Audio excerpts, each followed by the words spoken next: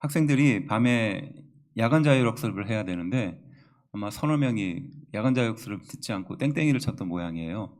그 다음날 선생님한테 들켜서 이제 서너 명이 그 학생들 앞에서 이제 혼이 나고 있는 상황이었습니다. 지금이야 뭐 그럴 일은 없지만 옛날에는 그렇게 잘못을 하면 선생님이 체벌을 했습니다. 그렇죠? 기억나실 겁니다. 요즘은 체벌하면은 신고당한다 그러더라고요.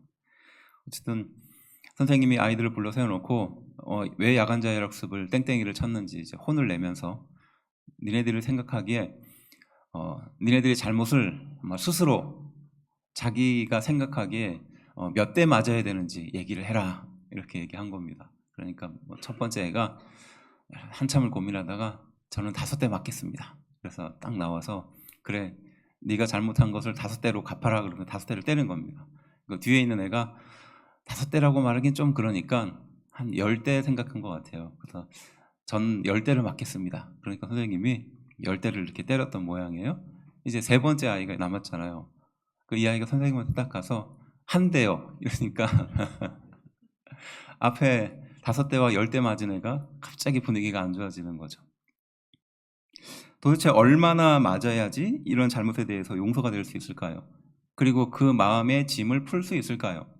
우리는 함께 이제 살펴볼 이 용서라는 주제를 가지고 살펴볼 텐데, 이 용서라는 말이 가지고 있는 그 뜻을 살펴보면 그 의미를 좀 더 우리가 생각해 볼 수 있어요. 어냐 하면요, 이 용서라는 말은요, 같은 마음을 한 곳에 담는다라는 의미를 갖고 있대요.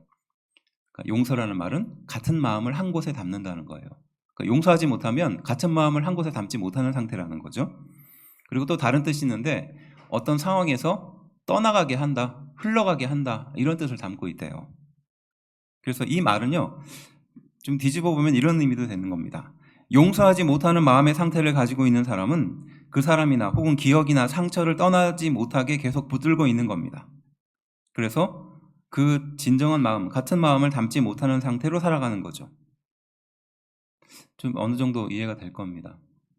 그래서 현재와 같이 대혐오의 시대라고 말할 수 있는 이 시대를 살아가고 있는 우리에게 이 용서라는 메시지는 더욱더 각별하고 의미 있는 것일 거예요.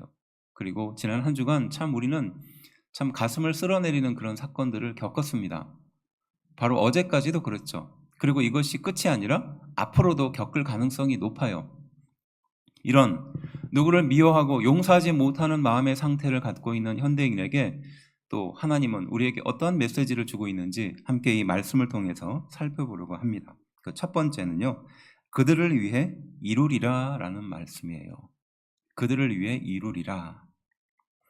예수님의 계속되는 가르침이 연결되어 있고 그 가르침의 일부가 지금 함께 읽은 말씀입니다. 그리고 그 말씀에 대한 주제 무엇이냐? 만일 형제가 죄를 범하면 어떻게 할 것인가 라는 것이 이 함께 읽은 말씀에 대한 주제예요. 형제가, 이웃이, 내 가장 가까운 사람이 죄를 범하면 어떻게 할 것인가, 이것이 주제고요. 예수님은 그 주제를 따라서 사람들에게 가르침을 주었던 것이 함께 읽은 본문의 내용입니다. 용서에 대한 내용이죠. 그래서 본문을 요약하면요, 형제가 범죄를 하였을 때 그에게 권고를 하고 한두 사람의 증인을 세우고 다시 권고를 합니다. 그래서 듣지 않으면 교회가 가서 권면을 해요. 그리고 교회가 권면을 해서 듣지 않으면 어떻게 하나? 이방인과 세리처럼 여겨라, 예수님께서 하신 말씀입니다. 그러니까 3번 정도 기회를 주는 거죠. 그래도 듣지 않으면 이방인처럼 세리처럼 여겨라, 예수님의 말씀입니다. 그런데 또 이 말씀 뒤에 같이 어떤 구절이 연결되느냐? 2-3 사람이 합심해서 기도하면 내가 이룰 것이다. 2-3 사람이 모인 곳에 나도 그들 중에 있을 것이다. 이렇게 말씀하십니다. 자, 앞서 말한 것처럼 형제를 용서하는 것에 대해서 말씀하시다가 2-3 사람이 함께 모이는 것에 내가 함께 하겠다라고 말씀하시는 것이 같이 연결되어 있어요. 저는 처음에 이 구절을 읽을 때 이게 왜 이 두 구절이 서로 내용이 다른데 같이 연결이 되어 있을까? 예수님은 말씀을 하시다가 딴 길로 새셨나? 이렇게 생각을 좀 했었습니다. 근데 용서라는 의미로 보면 이 두 구절이, 이 두 문단이 굉장히 중요한 역할을 하고 있습니다. 현재 죄를 지으면 3번까지 권면 후에 안 되면 포기하라는 예수님의 말씀처럼 들을 수도 있거든요. 그리고 방금 말씀드렸듯이 왜 이 공동체와 함께 하겠다는 말씀을 예수님은 이 말씀에 이어서 하셨을까라는 겁니다. 이것을 이해하기 위해서 당시의 유대인들이 이 형제들의 잘못에 대해서 어떻게 했는지를 좀 이해할 필요가 있는 겁니다. 그러니까 우리가 지금 예수님의 말씀을 너무 당연하게 듣지만 당시에 이 예수님의 말씀을 듣고 있었던 그 사람들, 유대인들은 형제가 잘못했을 때 어떻게 대했는지를 알면은 이 말씀의 의미가 조금 더 선명해지는 거예요. 어떻게 대했는가? 레위기 19장과 신명기 19장을 배경으로 말씀을 드리면요. 먼저 레위기 19장 17절인데요. 이렇게 말합니다. 너는 내 형제를 마음으로 미워하지 말며 내 이웃을 반드시 견책하라. 이 견책이라는 말은 꾸짖으라는 말이죠. 그러면 내가 그에게 대하여 죄를 담당하지 아니하리라. 이렇게 말합니다. 그러니까 형제를 미워하지 말고 그의 잘못을 지적해 주라는 겁니다. 그리고 내가 그에 대한 죄를 대신 지지 않을 것이다. 그러니까 형제를 사랑하는 일종의 한 방법 중에 하나로서 형제를 죄에서 벗어나게 하라라는 것이 이 말씀의 의미입니다. 그런데 만일에 그럼에도 불구하고 이 형제가 회개를 하지 않는다면, 돌이키지 않는다면 어떻게 될까요? 죄를 인정하지 않고 회개를 하지 않는다. 그러면 어떻게 해야 될까요? 그 죄에 대한 책임을 그 사람이 지게 하는 겁니다. 당연한 거겠죠. 그런데 여기서 중요한 것은 그 사람이 죄의 무게를 감당할 만한 그런 상태인가? 그리고 죄의 무게에 대한 값은 도대체 얼마인가? 성경은 그것에 대해서 죽음이라고 가르칩니다. 사람은 자신의 지은 죄를 해결할 수 있는 방법이 있는데 그것은 유일하게 죽음으로써 갚을 수 있다라고 성경은 안내해요. 그러니 죽지 않기 위해서 죄를 회개하는 겁니다. 그래서 신명기 17장 16절에 이렇게 말해요. 죽일 자를 두 사람이나 세 사람의 증언으로 죽일 것이요 한 사람의 증언으로는 죽이지 말 것이며. 그래서 어떤 사람의 죄를 발견하면 그 죄를 눈감는 것도 죄라고 표현합니다. 그리고 그 사람에게 죄를 견책하는 것, 꾸짖는 것도 방법이 아니라 하나님께서 하신 말씀이에요. 그런데 그 사람이 그것을 듣지 않으면 두세 사람의 증인을 세워서 어떻게 하라고요? 죽이라는 거예요. 좀 끔찍한 말씀이죠. 그가 회개에 이르지 못하면 자기의 죄를 인정하지 않으면 두세 사람의 증인을 세워서 죽음에 이르게 하라는 겁니다. 그래서 방금 읽은 17장 16절에 죽일 자를 두 사람이나 세 사람의 증언으로 죽일 것이고 한 사람의 증언으로는 죽이지 말라고 하고 17절에 연결되는 구절은 그 증인이 먼저 그 사람에게 손을 대라라고 말하거든요.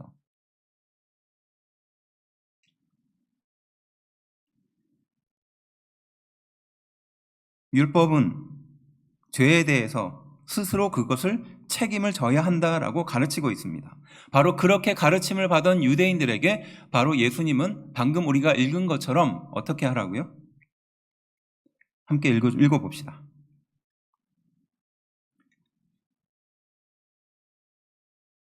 15절부터 한번 읽어볼까요? 읽어봅시다. 네, 지금 요 구절에는 17절로 잘못 나갔는데요. 네, 방금 띄워준 구절 17절 읽어봅시다. 시작. 내 형제가 죄를 범하거든 가서 너와 그 사람과만 상대하여 권고하라. 만일 들으면 내가 내 형제를 얻은 것이요 라고 말합니다. 그러니까 그에게 권고하고 어떻게 말하고요? 그 사람에게만 가서 권고하라는 거예요. 주변에 있는 사람들에게 말하지 말라는 겁니다. 그리고 그에게 먼저 권고했는데 그가 만일에 듣고 회개를 하면 너는 형제를 얻는 것이다 라고 말하는 겁니다.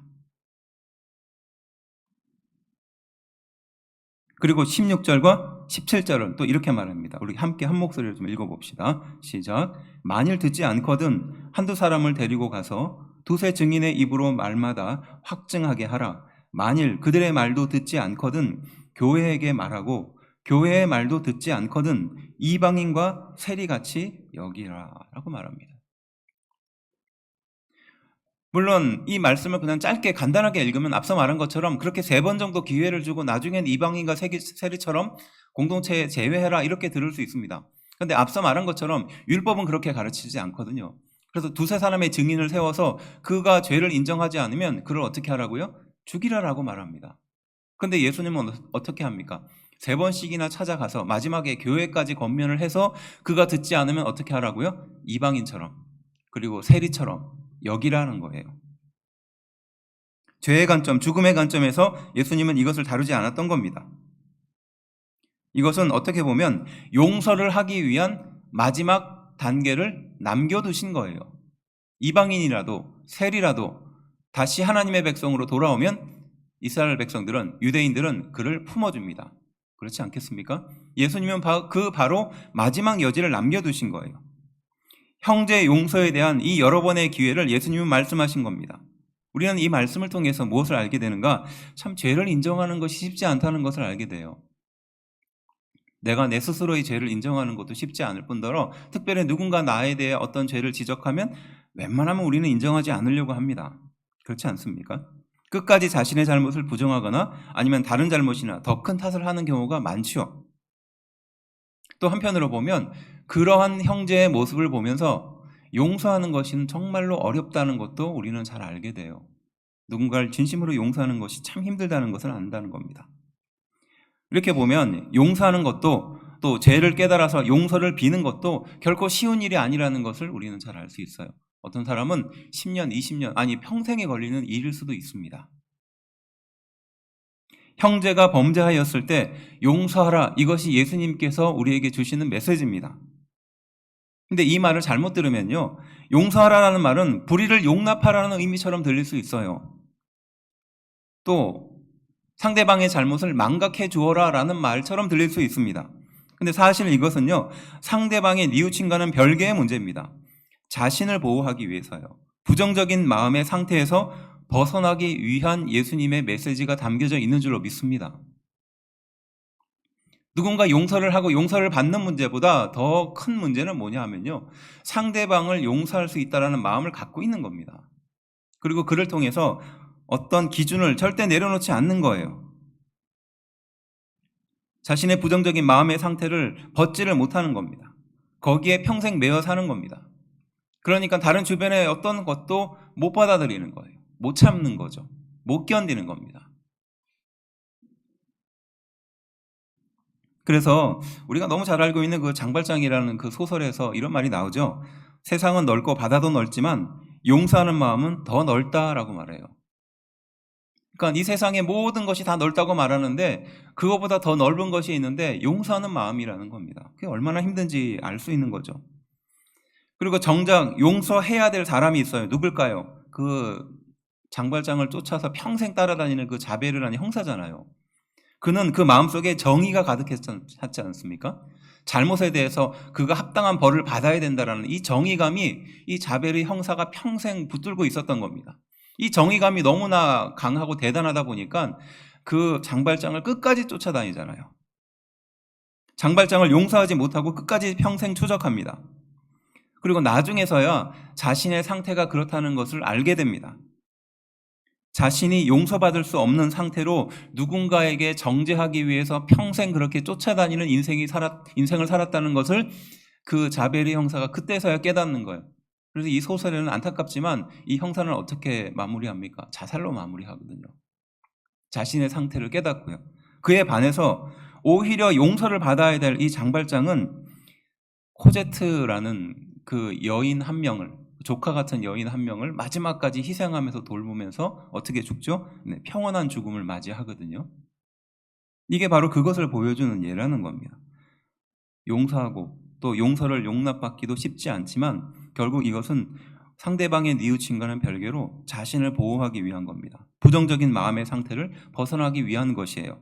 결국 죄된 상태에서 벗어나는 것이 하나님께서 우리에게 이 율법과 말씀을 주신 목적인데 우리가 그 율법과 말씀에 매여 있느라 상대방을 정죄하는 인생으로 살고 있는 거예요.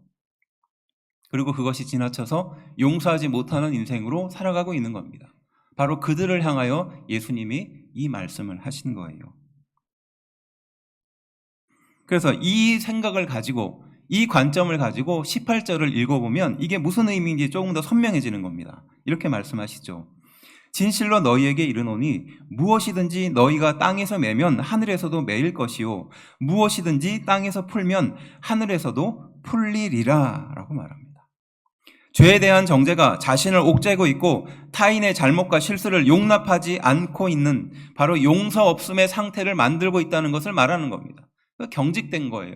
자신의 인생을 넉넉하게 바라보지 못하고 그렇게 가난하게 계속 바라볼 수밖에 없다는 것을 알 수 있는 겁니다. 그래서 형제가 범죄하였다면 어떻게 하라? 용서의 마음으로 바라보라는 겁니다. 그것이 누구의 마음이니까? 네, 하나님의 마음이니까요. 율법과 정의의 마음으로 상대방을 바라보지 말라라는 메시지가 이 구절에 담겨 있는 거예요. 그래서 땅에서 매면 하늘에서도 매일 것이다 라는 메시지가 그런 의미예요. 너희가 형제를 진심으로 용서하지 않으면 이 땅에서도 풀리지 못하는 문제는 천국 가서도 풀리지 못할 것이다 라는 말씀인 겁니다. 그래서 더욱더 확신 있게 예수님이 말씀하시죠. 19절부터 20절까지 말씀입니다. 함께 읽어볼까요? 읽어봅시다. 시작. 진실로 다시 너희에게 이르노니 너희 중에 두 사람이 땅에서 합심하여 무엇이든지 구하면 하늘에 계신 내 아버지께서 그들을 위하여 이루게 하시리라. 두세 사람이 내 이름으로 모인 곳에는 나도 그들 중에 있느니라. 아멘. 이 말씀을 잘못 읽으면요, 공동체를 향한 축복처럼 읽을 수 있어요. 두세 사람이 모인 곳에 하나님이 함께 해주실 것이라는 말씀으로 좀 오해할 수 있습니다. 근데 앞선 내용과 연결하면 무엇입니까? 용서하기, 또 용서를 구하기, 바로 이 힘든 상태를 보여주면서 그들이 마음을 합하게 된다면 심지어 하나님이 그들을 위해서 이뤄주실 것이라는 겁니다. 용서해주고 용서를 용납해주는 그것이 정말로 힘들고 어려운데 너희가 그렇게 하면, 말씀을 띄워주세요. 너희가 그렇게 하면 어떻게 하겠다고요? 하나님인 내가 그렇게 이뤄주겠다는 겁니다. 그래서 말씀에 이렇게 나와 있잖아요. 두 사람이 한 땅에서 합심하면 무엇이든지 구하면 하늘에 계신 내 아버지께서 그들을 위하여 이루게 하시리라라고 하는 거예요. 두 사람이 그렇게 용서하고 용서를 받기가 쉽지 않다는 겁니다. 그런데 그들이 진짜 서로 용서를 하면, 진정으로 서로를 용서하면 어떻게 하신다? 그들의 말을 하나님인 내가 이뤄주겠다라고 말씀하고 있는 겁니다.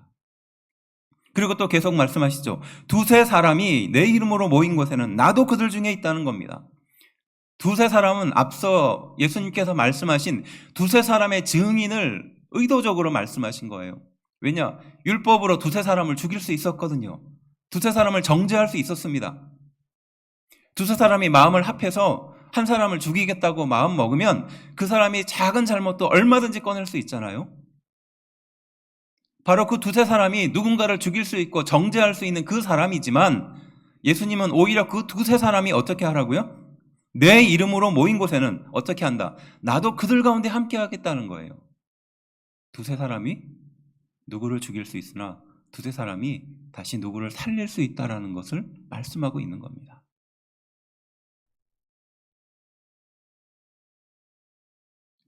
율법이 사랑이 아닌 정죄를 낳고 있음을 바로 예수님이 안타까워하셨습니다. 율법을 통해서 죄를 인정하는 것이 필요합니다. 하지만 그거보다 더 큰 죄가 있는데 용서하지 못하는 마음의 상태를 유지하는 것이 더 큰 죄라고 예수님은 지금 말씀하고 계시는 줄로 믿습니다. 율법은, 또 말씀은, 하나님의 뜻은 죄를 멀리하는 것이죠. 그리고 결국 이것을 통해서 하나님께 가까이 가는 것인 줄로 믿습니다. 그런데 용서하지 못하는 마음이 내 마음에 가득하다 보니까 용납하지 못함으로 인해서 어떻게 됩니까? 하나님과 거리가 멀어지게 되어 있어요. 내 마음에 용서가 가득하지 못하면요, 내 마음에 용서가 비워져 있으면요, 상대방을 향한 정죄가 가득 차 있으면요, 하나님과 절대 가까이 가지 못합니다. 그렇지 않습니까? 다른 사람의 잘못이 훨씬 커 보여요. 다른 사람의 실수가 마치 중요한 실수처럼 보이게 됩니다. 결국 이러한 마음의 상태로는 죄를 멀리할 수도 없을 뿐만이 아니라 하나님과 가까이 할 수 없다라고 지금 예수님은 이 말을 이렇게 표현하는 겁니다. 우리는 이 말씀을 통해서 예수님의 용서를 배워야 합니다. 예수님은 어떻게 우리를 용서하셨습니까? 마태복음 28장 17절에 이렇게 말합니다. 예수를 배웠고 경배하나 아직도 의심하는 사람들이 있더라. 이렇게 말해요. 예수님이 부활하시고 나서 또 그의 제자들에게 찾아가고 몇 번을 찾아가셨죠. 그리고 그에게 말씀하시고 또 사랑을 보여주셨음에도 말씀처럼 어떻게 합니까? 아직도 의심한다는 거예요. 아직도 예수님을 의심하는 사람들이 있었습니다. 예수님은 그들을 용서하지 않으셨을 수도 있었을 겁니다. 만일에 저라면 그들을 어떻게 했을까요? 만일에 우리라면 어떻게 했을까요? 배신할 뿐만이 아니라 죽음에 방치했고요. 또 부활하심도 믿지 않았습니다. 그리고 예수님이 나타나서 말씀하셨음에도 끝까지 의심하는 상태인 거예요. 예수님은 그들을 용서할 수 있었을까요? 우리는 그들을 용서할 수 있었을까요? 네, 아마 안 됐을 겁니다. 그런데 예수님은 그들에게 무엇을 하십니까? 함께 읽은 이 말씀 뒷구절 28장 17절 바로 뒷부분에 이렇게 말합니다. 28장 19절부터 20절 그러므로 너희는 가서 모든 민족을 제자로 삼아 아버지와 아들과 성령의 이름으로 세례를 베풀고 내가 너희에게 분부한 모든 것을 가르쳐 지키게 하라. 볼지어다 내가 세상 끝날까지 너희와 항상 함께 있으리라 하시니라. 끝까지 의심하는 그 사람들에게 예수님은 이 위대한 사명을 맡겨주세요. 무엇이 있었기 때문에? 용서가 있었기 때문이에요.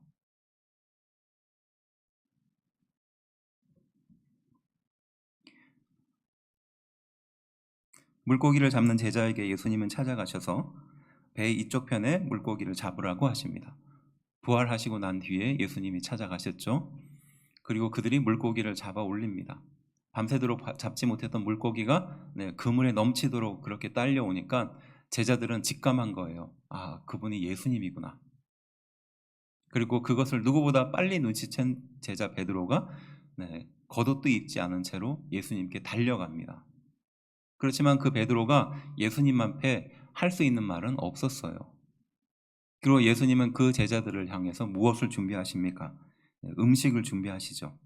그리고 요한복음 21장 12절에 나와요. 이렇게 말씀하십니다. 와서 조반을 먹으라. 예수님의 말씀이에요. 너는 왜 내가 십자가에 달렸을 때 도망갔니? 라고 말하지 않으시죠. 와서 조반을 먹으라. 이미 예수님은 다 용서하신 줄로 믿습니다. 그리고 그때 그 상황에 말씀에 그렇게 표현해요. 감히 그분이 예수님인지 묻는 자가 없더라라는 거예요. 용서는요, 예수님의 말씀처럼 그들을 위해서 이루겠다는 약속인 줄로 믿습니다. 우리가 형제를 진심으로 용서하면, 내 자신을 용서하면 바로 그들 가운데 예수님이 이루신다라고 약속하고 계시는 줄로 믿습니다. 이것은 누구를 위한 것일까요? 바로 우리를, 또 나를 위한 것인 줄로 믿습니다. 용서가 잘 안 되는 세대, 또 용서가 잘 안 되는 크리스찬을 볼 때마다 참 안타까움을 느낍니다. 결국 그들은 용서하지 못함으로 인해서 하나님의 뜻을 이루지 못할 뿐만이 아니라 힘들고 어려운 인생을 살게 되는 것을 우리는 이 말씀을 통해서 깨닫게 됩니다. 용서하십시오. 그러면 하나님이 그 모든 것들을 이루어 가실 것입니다. 두 번째 메시지는요, 탕감받은 용서랍니다. 탕감받은 용서, 자유하는 용서라고 말할 수 있는데요. 바로 이 말씀을 예수님께서 하신 직후에 그 제자 베드로가 등장해요. 그리고 제자 베드로가 하는 말이 21절부터 22절까지 말씀인데요. 이렇게 말합니다. 그때 베드로가 나와 이르되 주여 형제가 내게 죄를 범하면 몇 번이나 용서하여 주리이까? 7번까지 하오리이까? 예수께서 이르시되 내게 이르노니 7번뿐 아니라 7번을 70번까지도 할지니라 라고 말합니다. 형제가 죄를 범하면 7번까지 용서합니까? 라고 베드로가 물어보니까 예수님은 7번에 70번까지 70번에 7번까지 하라라고 말합니다. 그러니까 490번까지 하라는 거예요. 이 말은 무슨 뜻이죠? 진짜 490번까지 하라는 뜻은 아니겠죠. 끝까지 하라는 겁니다. 왜 끝까지 예수님은 용서하라고 했을까요? 하나님이 끝까지 우리를 용서하기 때문인 줄로 믿습니다. 그리고 이 함께 읽은 본문 바로 뒷부분에 연결되는데 우리는 읽지 않았지만 비유가 등장하거든요. 근데 너무나 유명한 비유예요. 설명하면요, 10,000달란트 빚진 자가 주인 앞에 엎드려서 나 좀 살려주십시오. 내가 갚겠습니다. 라고 말하자 주인이 불쌍히 여겨서 그 10,000달란트 빚진 자를 놔줍니다. 탕감시켜줘요. 그 빚을. 그런데 그가 그곳에서 나와서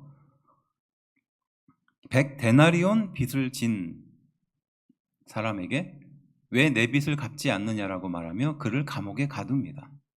이게 이 비유로 등장해요. 근데 이게 얼마나 큰 액수 차이인지 우리가 참 느끼지 못하니까 간단히 말씀드리면 10,000달란트는요, 1달란트라는 기준이 노동자가 20년 동안 벌 수 있는 돈이에요. 금으로 환산하면 한 36kg 정도 됩니다. 그게 한 달란트 기준이에요. 그럼 만 달란트는 얼마냐?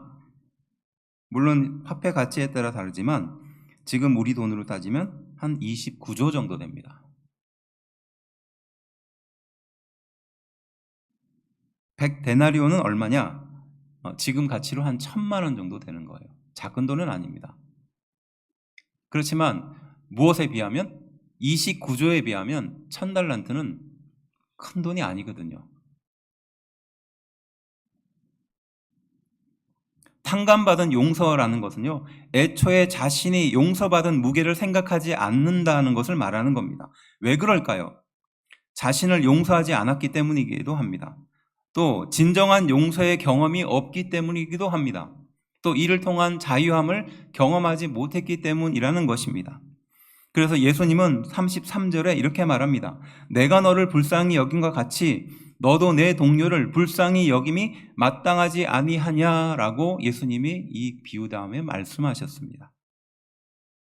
못된 본성, 이기적인 본성을 보여주는 예이기도 하지만 왜 그들은 그런 상태가 되어야 했으며 왜 우리는 이런 실수를 계속 반복할까요? 자신을 불쌍히 여기지 않기 때문인 것입니다. 예수님의 말씀에 비유하면 내가 너를 불쌍히 여긴 같이 상대방을 불쌍히 여기지 않았기 때문인 겁니다. 참된 용서는요, 진심의 회개와 돌이킴이 따라옵니다. 왜냐? 자신의 상태를 돌아보기 때문에 그래요. 그리고 은혜의 감격이 함께 옵니다.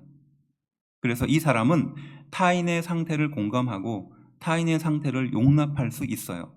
그런데 참된 용서가 없는 사람은 진심으로 자신의 잘못에 대한 이해가 없고요. 타인을 향한 정죄만 남는 상태인 거예요. 이게 바로 유대인들의 상태고 이게 바로 우리의 상태이라는 것입니다.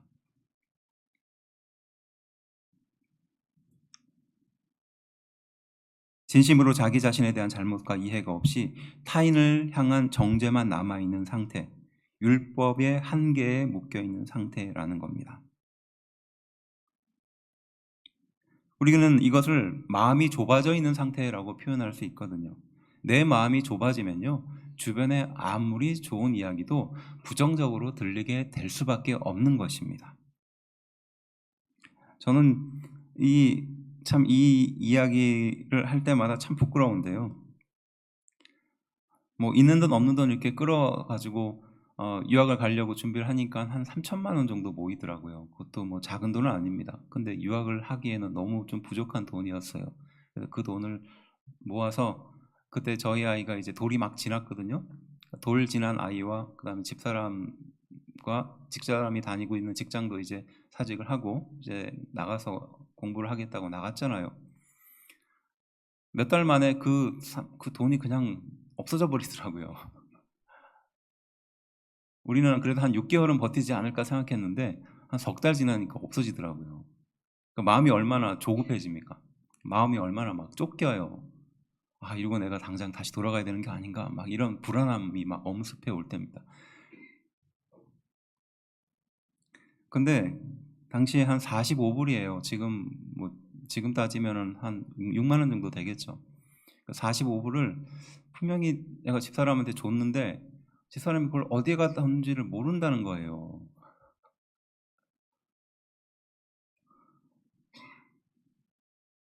모른다는 거예요. 그래서 갑자기 그 마음속 깊은 곳에서 이 끓어오르는 분노를 차도 찾아봐도 없고요. 그런 겁니다. 그래서 진짜 집안을 샅샅이 다 뒤졌어요. 그거 없어요. 그래서 각 층마다 이제 쓰레기를 버리는 그 환풍구 같은 곳이 있거든요. 각 층에서 이렇게 쓰레기를 버리면 그게 지하에 이렇게 모입니다. 거기까지 가가지고 뒤졌어요. 제 안에 정제가 가득하니까 그게 너무 불편한 겁니다. 그리고 돌아와서 차에 이제 마지막으로 또 혹시 있을까 찾으려고 앉아 있는데 제 자신이 그렇게 한심한 거예요. 어떻게 보면 자신의 인생 전체를 또 하나님 기뻐하시는 이 일을 위해서 기꺼이 헌신하고 지금까지 따라온 집사람인데 그 45불 때문에 그 사람을 정죄하고 있는 제 자신을 보니까 이게 얼마나 제 마음이 좁아져 있는지 보이더라고요. 한참 후회하고 또 한참 회개기도 했습니다. 물론 참 밑바닥에서 찾았어요.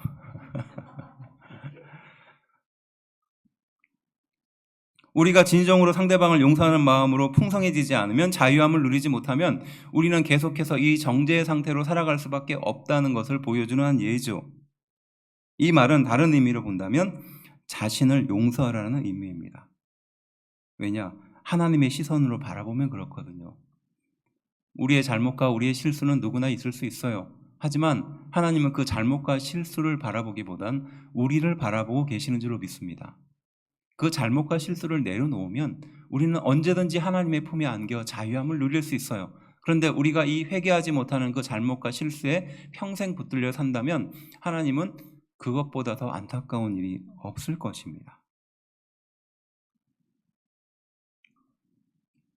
그래야지 타인을 용서할 수 있어요.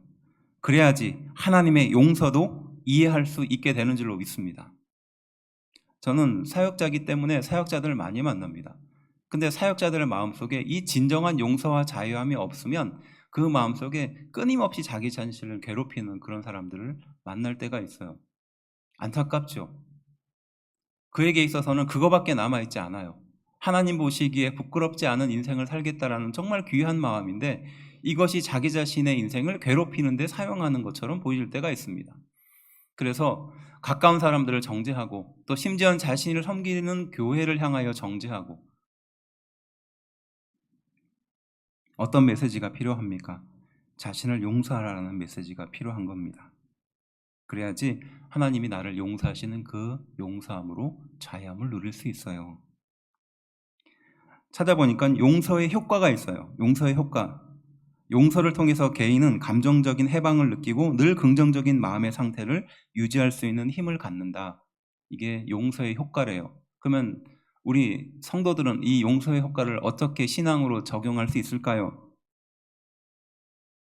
하나님의 용서를 경험하게 되어서 죄인의 상태에서 자유함을 누리고 나에 대해서, 타인에 대해서 불쌍히 여기며 은혜의 상태를 유지할 힘을 갖는 것, 이것이 크리스찬의 용서가 아니겠습니까? 우리가 너무너무 잘 알고 있고 또 모일 때마다 입으로 반복하는 주기도문에 이 내용이 있어요.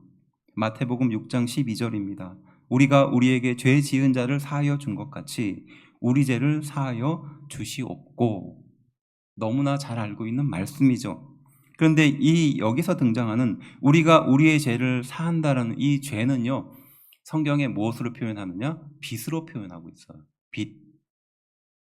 빚입니다. 빚. 왜 이렇게 표현했을까요? 죄는 하나님 앞에서 빚을 진 것과 같다라는 의미이기 때문에 그래요. 죄는요, 잘못된 행동을 하는 것뿐만이 아니라 하나님께 갚아야 할 도덕적인 의무를 어긴 상태이고 그것을 빚으로 표현하는 겁니다. 그리고 그것은 갚을 수 없는 빚이라는 거예요. 그리고 그것을 갚기 위해서는 죽음이 필요한 겁니다. 하나님은 우리의 죽음을 방치할 수 없기 때문에 이 세상에 예수님을 보내준 줄로 믿습니다. 그리고 그 예수님이 이 빚을 다 갚아주셨다는 의미예요. 그래서 이 구절은요, 이런 의미입니다. 우리가 다른 사람의 잘못과 죄와 빚을 용서할 때 우리도 하나님의 용서를 경험할 수 있습니다라는 의미예요. 용서는 영적인 상호관계를 갖고 있어요. 그래서 우리가 용서를 베풀지 않으면 하나님의 용서를 누릴 수 없다는 것을 말하는 것인 줄로 믿습니다.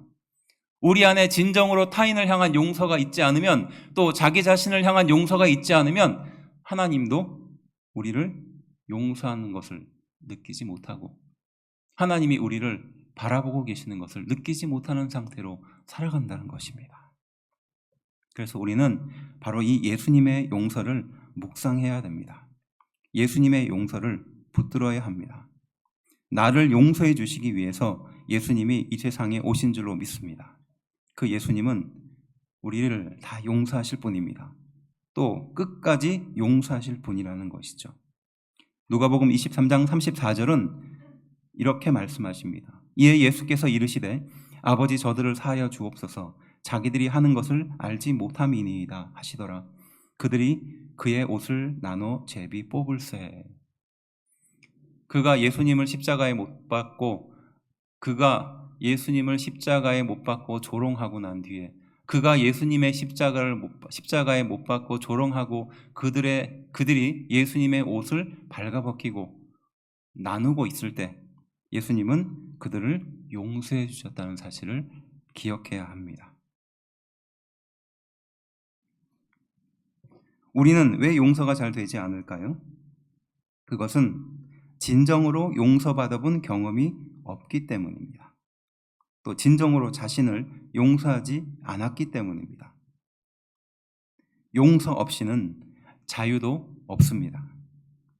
2000년 전 아기 예수께서 세상에 오셨을 그때 죄인을 정죄하러 세상에 오셔서 회개하기만 하면 끝까지 용납해 주시는 예수님의 뜻을 따라서 하나님이 나를 용서하셨음을 돌아보고 나와 타인을 용서함으로 진정한 자유함을 누리라라고 예수님은 지금도 나에게 또 우리에게 우리 공동체에게 또 한국 교회에게 또 전 세계에게 말씀하고 계시는 줄로 믿습니다. 용서하십시오. 그러면 진정한 자유가 우리 인생에 찾아옵니다. 기도하겠습니다.